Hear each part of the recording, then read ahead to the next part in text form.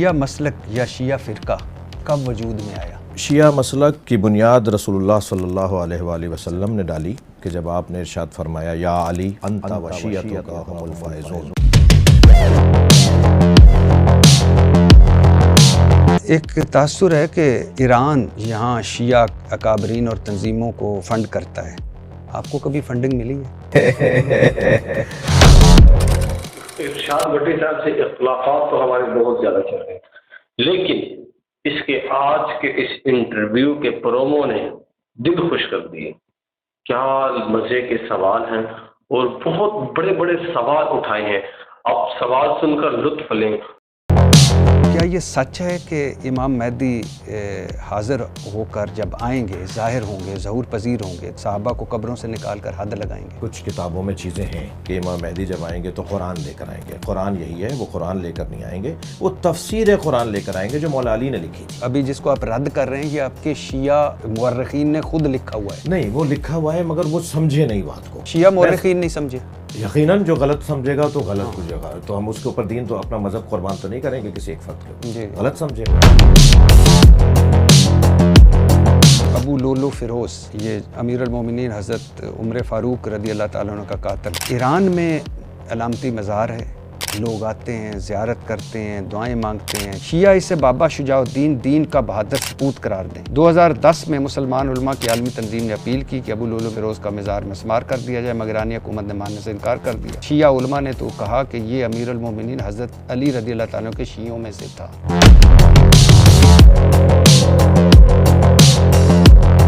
اصل اذان بھی اس میں لکھی ہوئی ہے جس میں یہ علی ولی اللہ خلیفہ بالفصل نہیں ہے۔ اللہ اکبر اللہ اکبر اللہ اکبر اللہ اکبر اشہد ان لا الہ الا اللہ اشہد ان لا الہ الا اللہ اشہد ان محمد رسول اللہ اشہد ان محمد رسول اللہ حی علی الصلاۃ حی علی الصلاۃ حی علی الفلاح حی علی الفلاح حی علی خیر العمل حی علی الخیر خیر العمل اللہ اکبر لا الہ الا اللہ۔ یہ کلمہ اذانوں میں کہنے جز کے طور پہ ہمارے علماء، ہمارے فقہاء اس کو نہیں مانتے، علامت کے طور پہ مانتے ہیں، نشانی کے طور پہ مانتے ہیں۔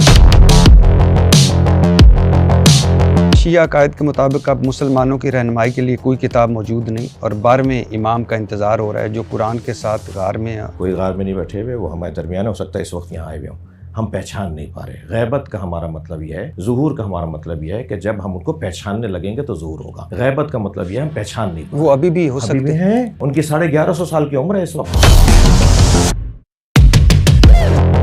امام کس طرح نبیوں سے افضل ہو سکتے ہیں؟ یہ تو اب رسول اللہ سے پوچھیں نا، اللہ سے پوچھیں کس طرح افضل ہو سکتے ہیں، کیونکہ اللہ نے نبی جیسا قرار دیا ہے مولا علی کو۔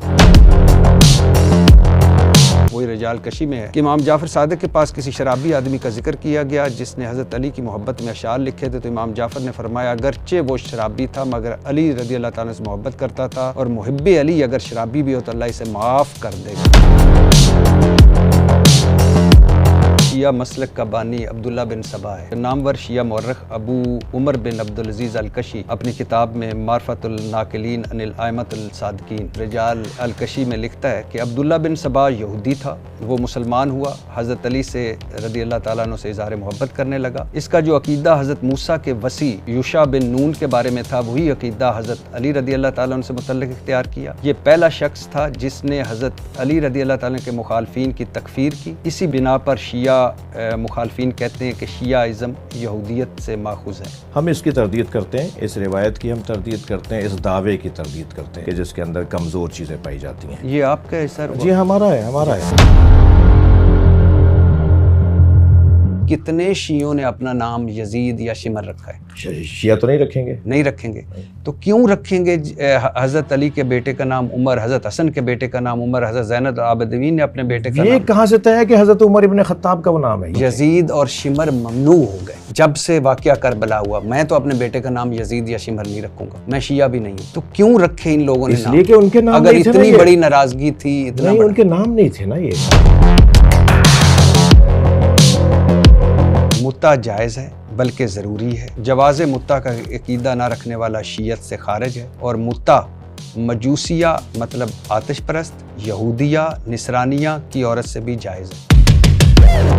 اور یقین کریں اس کے جوابات اگر بعین ہی سوال کے مطابق ہی جو جواب بنتے ہیں، اگر وہی جواب ہیں تو یقین کریں کہ اس کی یہ کوشش بہت رنگ لائے گی.